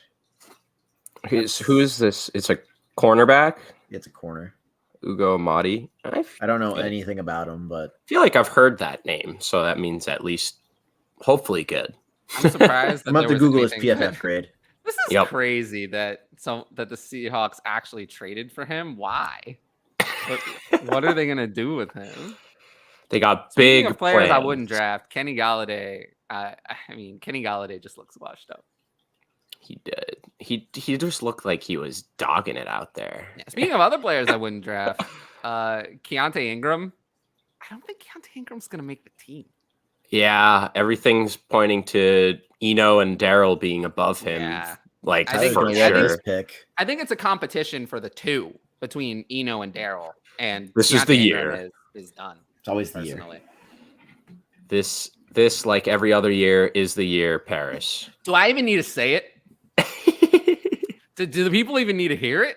I'm gonna keep going on this hill, man. I'm gonna keep going. You're gonna die Never on gonna that stop. hill, though. You're gonna die on that hill. I'm gonna be alone by the end of it. You'll be alone where you belong on that hill. Surprised I he have a couple actually people on played over Alec Pierce in 2 wide receiver sets, though. I'm Thought Alec Pierce was like good enough to has been making enough plays and just be that too. And they would want to, not put Paris in any extra situations where he might get hurt. Such a shame. You want to see him just stay Jamal healthy. Williams. All right, wait, no, I'm really happy at who I can draft now.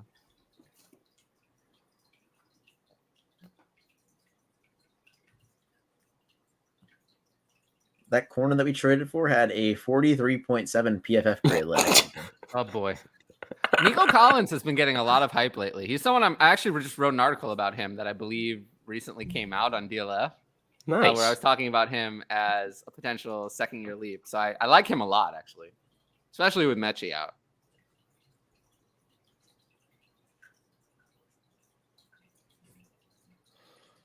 Hmm. We're doing a lot of mock drafts, but I think the people like those. They do. Jelani Woods. He has a been crappy in camp, I will say. Yeah, I mean, I'm just gonna take the athletic profile Yeah. if he works out. Let's see, and seems like a fine place. Isaiah Pacheco. Yeah, he was on my list. 17th round, I'll take that shot. Maybe something. A round and a half or after Rojo, I'll take that. Well, I would take Pacheco in Dynasty ahead of Rojo. 100%. In redraft, even. In redraft, I'd take Pacheco as well. That's what I'm saying. Yeah, I mean. Yeah, I don't think. All right, Gus Edwards, Brevin Jordan. Who should I take? No, I have a name on my list, but I have to find him. Where is he? Really? I found him. Pierre, yeah. With James White retiring, it's Pierre Strong has a little bit more of a path than he originally did. Mm-hmm.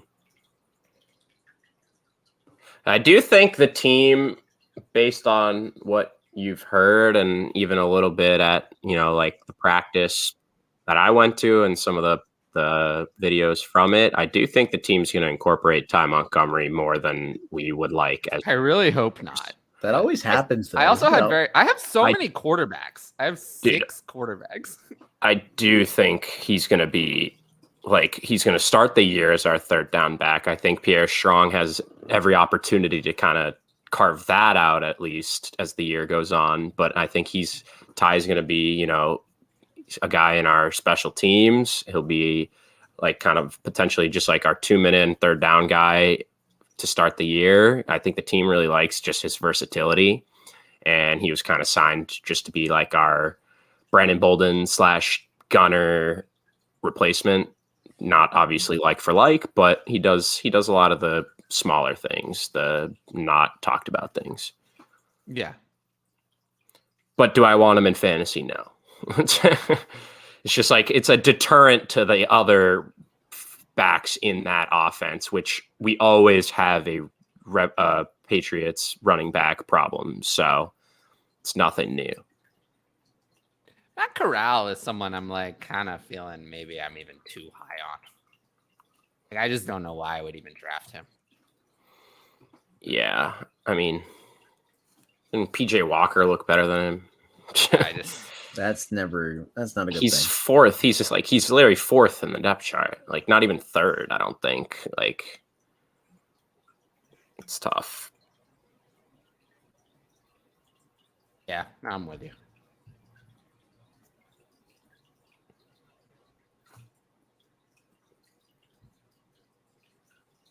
Higbee. Sam, Higbee, I feel like Higbee. No one ever talks about anymore. No. DPJ, don't bother drafting DPJ. Watson's not going to play. So. And Bell seems like he's going to be better. Kyron Williams is another one that's just like fading out of existence. Sam Howell's another player I probably just wouldn't even bother drafting. He's nowhere near the backup job. He was more athletic than I thought he was. He had that one touchdown run, you know, in the fourth quarter against fourth team defense or whatever. It's like I was like, ooh, he looked pretty good. I'm gonna time out again. That's fine. I don't care. Oh, okay. Oh boy, Terrace Marshall. What a miss by me. Yeah, but I actually think he's a good value at this point. I like Terrace Marshall in the 15th or 18th or 18th. Damn, he's an 18th. Wow. He actually he was getting a little bit of hype for a little bit. Hayden Hurst. Yeah, no, I'll pass on him. Hayden Hurst is so bad. I love Hayden Hurst the person though. Let's not forget about that. But Trey Sermon. I don't hate it. I don't hate it. Velus Jones, I like that pick. And yeah, we haven't gotten this to see him yet in preseason action, but I mean they invested. Oh, Devontae Parker is not. Calvin Austin.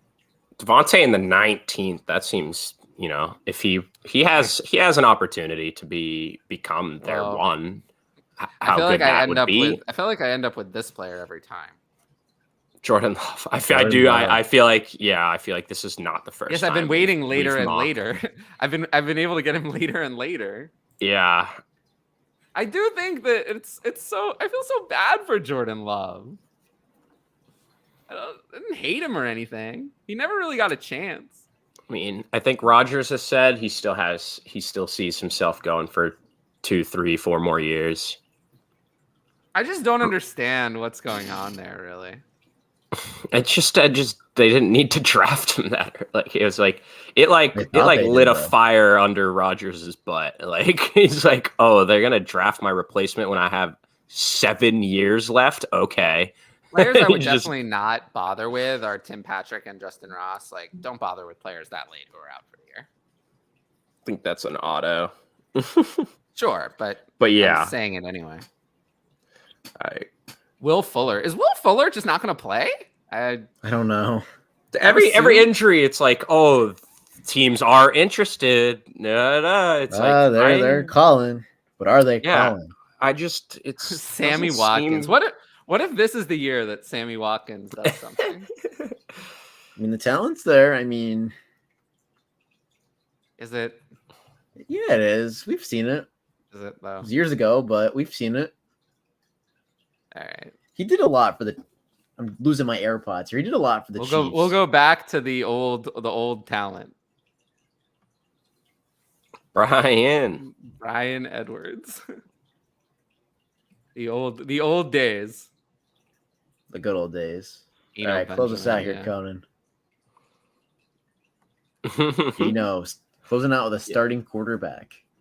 Yeah. Oh yeah, I totally forgot. I like the Geno and Drew Lock in like the last 3 rounds of your super flex. Like I still think it could get torched by Jimmy G though. They could. But I feel like now the Browns are potentially in the race. Like there's other teams that might even like in the next few weeks join that, they might be interested in Jimmy G type thing where if they're not going to pull it now, it's like I feel like they're less likely.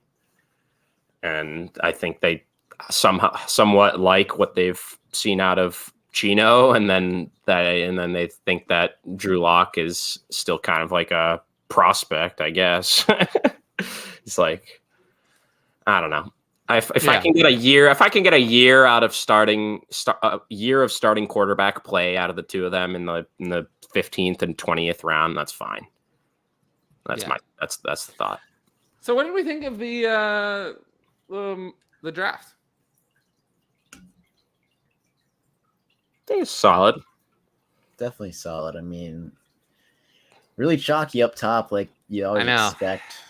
Mm-hmm. So the people like the mock drafts? I think the people like the mock drafts. I hope you like them because we're doing so many more. Oh man. Getting ready for that redraft season. What is it, like 4 or 5 weeks away? It feels like. Yeah, no, it's very soon. It's very soon. Less than a month. Oof.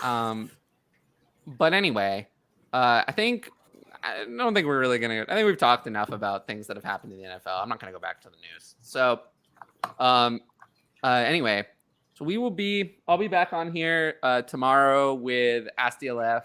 Simulcast here and DLF YouTube channel at 9 p.m. Eastern, and then we'll be back next week, the same time, Monday, 2 p.m. Eastern, with another mock draft. We'll be doing another redraft one. I want the people to see how the redraft format is changing over time. So we'll do that, and then we only have 3 more shows before we get to our our like recap style shows. Like we're gonna do a redraft, 2 more redraft mocks, and then that's it. This was the last Dynasty mock we're gonna do of the offseason. We'll have a couple more redraft mocks, and then we'll do we'll have one show in between those. We'll do a mock, we have another kind of variety show and then another mock. And then then we're right into recap. Every week's going to be a recap of the week, and that's going to be our content for 17, 18 weeks. And probably into playoffs as well. Right. So it'll be a fun time. We'll have actual football to talk about instead of finally instead of preseason. And I didn't have any extra videos this week. There was nothing newsworthy enough to do one. So, but hopefully this week, I think there's going to be some more news. So I'll have stuff to talk about. And I'll see you all tomorrow. It'll be nice. And Ask DLF, I'm sure it'll be a fun show like always. Anyway, you follow us all on Twitter at the Twitter handles that are on our thingies. And until then, I will see you all next time.